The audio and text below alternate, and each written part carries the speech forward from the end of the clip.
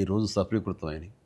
And అవ్వటానికి మీరు అందరూ ఎంత ప్రయత్నాలు చేసినా సరే తెర మీద కనిపించడానికి రామ్ చరణ్ ఎలా చేస్తాడు అనే దాని మీద ఉంటుంది కదా. మీరందరూ బాగా నటించాడండి నిన్న వాళ్ళ అమ్మ అంటుంది. బాగా నటించాడు అన్నది కరెక్ట్ సర్టిఫికేట్ కాదు రేఖ, కరెక్ట్ మాట కాదు. జీవించాడు అని అనాలి. నాకు ఆ పాత్రలు ఒదిగిపోయాడు అని నాకు అనిపిస్తుంది.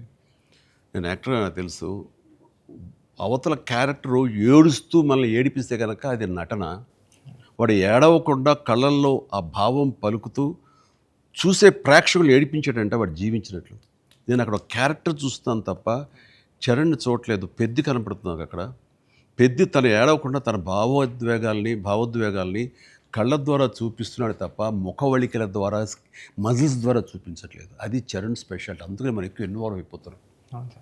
ఏం నటించేట అనొచ్చు, చాలా గొప్ప గొప్ప నటులు ఉండొచ్చు, వాళ్ళ సిస్టమ్ వాళ్ళ విధానాలు చేయొచ్చు.